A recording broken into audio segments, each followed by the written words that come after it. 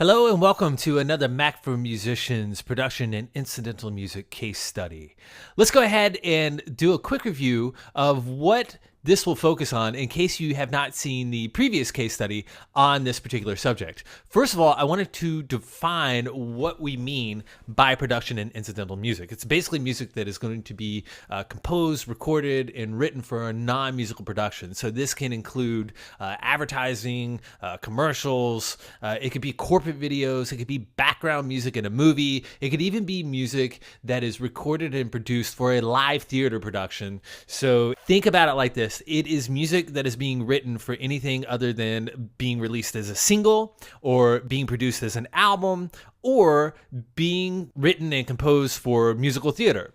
This is a great market for musicians to participate in because it's one more area in which we can work. And now more than ever, we need to diversify the areas that we work within our industry. And not to mention that this particular part of the music industry is growing rapidly. Every time some sort of innovation takes place within the media world, if consumers have one more way to consume media, they will. Think about video games. Think about the mobile market, all right? So just from that alone, video games that people play at home, that market is absolutely huge. A vast majority of those video games want some sort of background music on there, so that's an opportunity. But think about all the different ways people can now play video games on iPhones, on Droids. Just that alone is amazing. Think about not only video games, but video in general. Any sort of new media that is created will most likely have some sort of a music associated with this. So this market is rapidly growing, and it's very, very important that you take advantage of it. There's a lot of opportunity that we do not want to leave out on the table. Now, let's go ahead and talk a little bit about what we will be covering in this scenario. Much like the last one, we are going to talk about the compositional elements, what you need to consider for production and incidental music overall, but also what you should consider for our specific scenario. We will also talk about the different production elements from the same angle. If you watched our previous video, we had a very set amount of criteria that we needed to follow. Much of those will be the same because of the type of music it is in general when it comes to being something for a non-musical production, but parts of these production elements will greatly differ given the specific scenario. We will also talk about the overall workflow end to end, the considerations that we have from, again, the composition to production elements, all the way to the recording elements, and then all sorts of the communication that took place between myself, the director, and the other production team. So how do we communicate? How do we send files back and forth? I brought in another musician to work on the project who does not live in the same area that I do. So how did I communicate and work with them? So let's go into the specifics of this scenario. We needed to record, produce, and deliver music for a video web campaign, which is essentially a commercial. It was supposed to be doctor's office music. It was background music. So there are some very specific considerations that we need to give to this and specific things that we need to do during the workflow that will be a lot more evident and easy to understand. I'm not going to talk about it right now, but we will go into great detail. Also, this is comedic in nature. This is very important to consider also, and we will go into the detail about that. And also, basically the way this came about was that I was contacted by the director of the video and had 1 week to deliver all this audio. A couple of other things to throw in here is that I'm in New York City as well as the director, but dropping off little files back and forth is not ideal. And the potential instrumentalists also live in Nashville. So what does this tell us? What can we draw from this information that is immediately actionable? Well, the most important part is going to be that we need a remote virtual collaborative environment. Us meeting face-to-face with anyone is just not going to happen. So that's something that we need to consider on a tech front. Also something that we need to consider on a time budgeting front. Something that we need to consider a bit on possibly the production front, but the final product should not have to yield to the fact that none of us are in the same place at the same time. We will go over how to work within a remote studio environment. Another thing that is going to be key is because we are going to be working in a remote and virtual collaborative environment, is that communication file sharing is key and time is of the essence. This exact same point was also evident in our other case study. The next thing that we need to think about too is just from a business standpoint. Again, like all of this type of music, unless we are receiving a huge budget and have a year to compose all this music, we really need to work efficiently. And the most time-consuming part should not be the tech part of laying down the music, mixing it, mastering, and communication and delivery of this music, but it should just be the creative process. So what are we going to do? What do we need as far as tech? Well, all we really need is some sort of digital audio workstation. All right. So in our case, again, we use GarageBand and we will be using Logic. We don't need to be mobile because I'm staying put this time. We want a very fast internet connection. I talk about this in other sections about what I mean by a fast internet connection. I'm not just talking about the download speed. I'm talking about the upload speed. You want something with a very fast upload speed. Download speed is one thing, that's great, but once you're done creating all these files and you need to send them off, you don't want to wait hours for the file to be sent off. You don't want the choke point to be your upload speed. A lot of people have upload speeds anywhere from 0.25 to 0.5 megabit. Don't worry about what that means. However, that will be very typical. Think about it like a speed limit. I personally have one that's 5 megabit. So I'm anywhere from 10 to 20 times faster on my upload speed than anyone else. So anything that would normally take someone an hour, I can send out in 6 minutes or possibly even 3 minutes. And the reason that this is important is because while you're going through this and you need to get feedback from people, uploading it and waiting for it to upload only to be told later on, oh, I want you to change this one element and let me listen to it again. You can just waste hours and hours and hours twiddling your thumbs waiting for something to upload. So that's why a fast internet connection is really, really important. Another thing that we're going to need too is some sort of robust cloud storage. Any sort of service that allows you to take large files, put them on the web, and have other people go fetch them is very important. We do not want to be sending files back and forth via email. When we start getting into the audio and video realm, it's not like sending a picture to your friend. It is sending rather large files back and forth that could very easily be kicked back because you reach some sort of file size limit. So a service such as an FTP service that you can drag and drop files up to some sort of online storage is a good idea, because the way that that works is instead of you sending anything to anyone, all you are doing is sending a link to where this file resides in the cloud. If you are not comfortable with administrating a FTP server, then you can use a service like You Send It. It takes a lot of the legwork out. All you do is just drag and drop files into an app and then enter in an email address of the person you would like to send the file to. You Send It then generates a link automatically and then sends that person a link over email as opposed to the file. So use something like that. Now, when it comes to the production elements, what do we need to consider? Well, I can tell you this. I am going to say this again, ask the question, what is the ultimate destination of this song in terms of listener and listening device? You need to get in the habit of always asking yourself this, okay? In our particular case, we are essentially writing ambient music that will ultimately be played over computer speakers and mobile devices. So think about it like this. We're in a doctor's office. This is playing in the background. There is one particular sound that scenario creates. We have a song going through a very small speaker that's playing in the background of a room. So it's ambient background music with a fairly distinct sound that is then being played over small speakers on a computer or a mobile device. So our mastering process and our mixing process should really yield to that. As we're mixing, we should always be referencing that type of environment in order to make sure that all of the tracks are coming through that we want really, really clearly. Now, the last thing that we need to consider as far as production happens to also be the funniest. We will be conjuring really bad smooth jazz. I'm not talking about smooth jazz in general. Not all smooth jazz is bad. There's some kick-ass smooth jazz. But in this particular, we are talking about really bad smooth jazz of the late 80s and early 90s. So you already know what this sounds like. Everything's going to be saturated in reverb. We are going to be using a soprano sax. We are not going to be using real pianos. We will be using MIDI pianos. It's going to be all chorusy, and we're going to be using synth pads. Ugh. It needs to be rather disturbing, to say the least.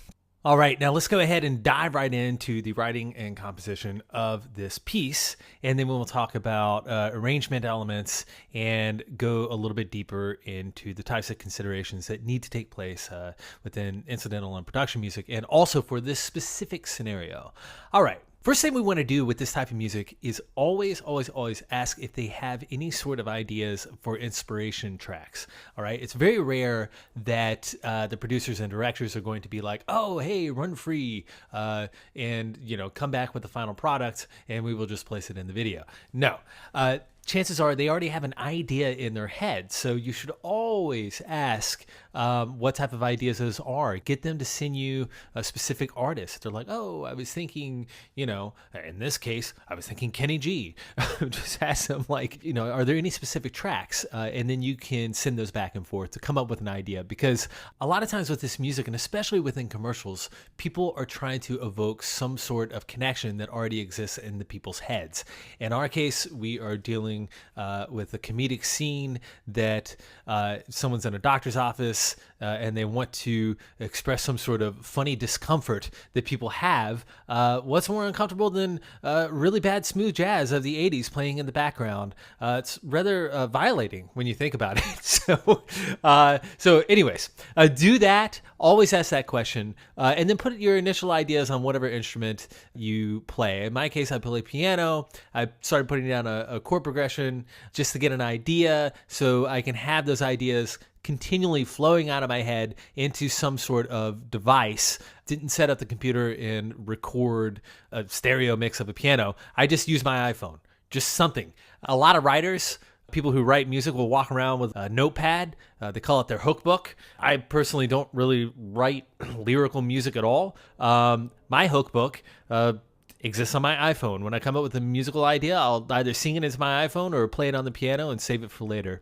This is a really good idea to do not only when you are coming up with your initial ideas for a specific production, but always do this, because in this case, I didn't have an idea already down that sounded like really bad smooth jazz from the 80s and 90s. However, if I did, I could always go back and reference that, and the idea would already be down, and, quarter of the work, half of the work would already be done.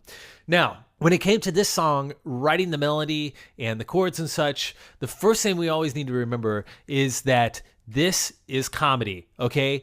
It is not to be taken seriously. We are not here to write an amazing piece. We are here to write something funny for somebody else's audience. So we need to put any sort of ideas aside that people will even care who we are. We are not writing for our own audience. We are writing for someone else to make them laugh. Everything must yield to that. In this specific case, when we're talking about writing background music in a doctor's office, in this particular scenario, it was requested that this music be really, really cheesy, to the point where it was disturbingly cheesy.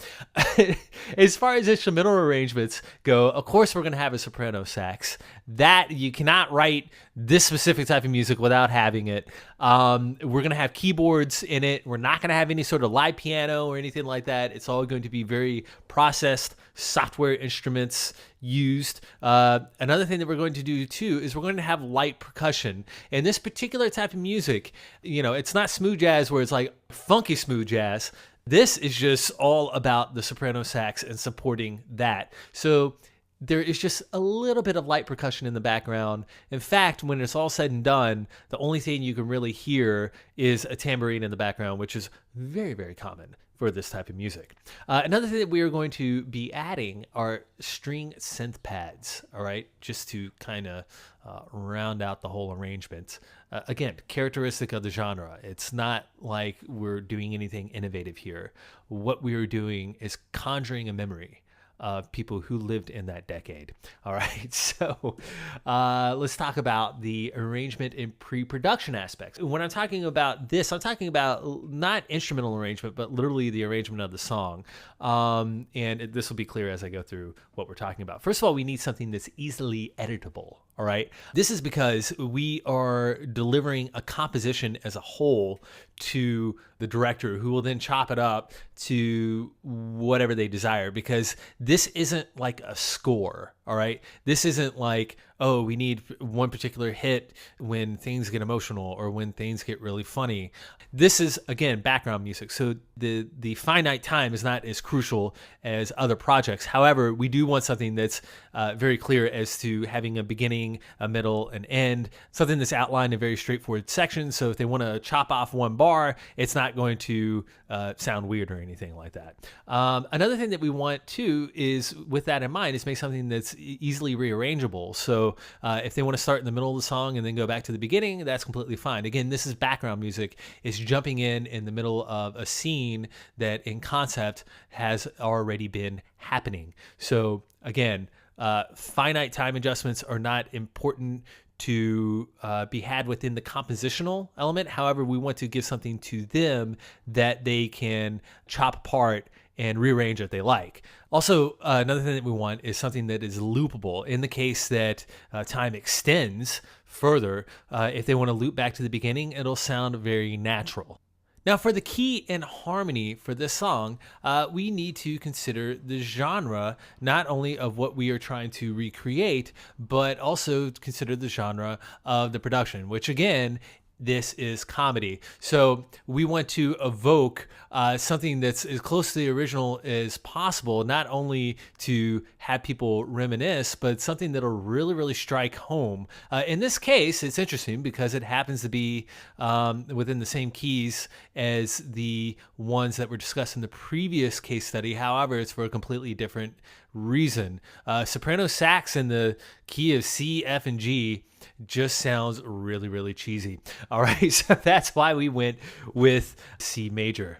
So the final product was sketched out. I didn't bother writing a full-fledged lead sheet because this was going to be turned over fairly quickly, and I went ahead and recorded a MIDI instrument version of the melody, which you will unfortunately have to listen to later, and I just sent that off to the saxophone player, and he embellished it, made it better, and so the melody was set. However, I did need to write out the chords because there were a lot of rhythmic things going on, and not that this is just some sort of groundbreaking harmonic masterpiece, but there are a fair amount of chords happening, especially on that refrain at the end, that would be worthwhile to send to whoever's doing the lead.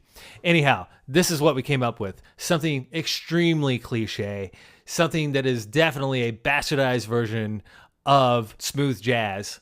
I mean, just look at it. We have something in the key of C major with 2 5s happening all over the place. All these little anticipations going on. We even had that prototypical walk down from C major to the parallel minor. And then to top the whole thing off, we had this refrain that may or may not sound like it's modulating. However, it doesn't matter because all roads lead back to C major. So the reason I'm showing you this is because I don't think that I can stress this enough. When you are writing music for a non-musical production, you really need to always keep not only the musical genre in mind, but keep the genre of the whole production in mind. In this case, it was a comedy advertisement. So everything in here is very, very intentional to support that. It's not about writing a musical masterpiece. It's about writing something for the overall work. Now, another thing to note here is that even though these little cliche elements are very hilarious to listen to, they also serve another purpose. And that is to go back to the point we were talking about before, is make this composition easy to chop up and rearrange. Also, make sections of it very loopable. So if you notice, each one of these little turnarounds and the 2/5s, and even though we're going over to F major and resolving back to C, every 4 bars could potentially be looped back to itself or a separate section. So we see the first 4 bars could be looped by itself. The second 4 bars could be looped with the third 4 bars. And then the third 4 bars could immediately jump down to the refrain at the end or back to the beginning of the bridge. Not to mention that the second 4 bars could also lead directly into the refrain if we wanted to. This gives the editor many, many different possibilities with this arrangement. So those types of considerations should be made when creating music, either for commercials or even video games or something like that, where you could potentially need to loop something seemingly indefinitely. All right, so now that we have the scenario outlined and have gone over the compositional elements and described how we are going to execute this workflow, let's go ahead and talk about tracking the individual instruments.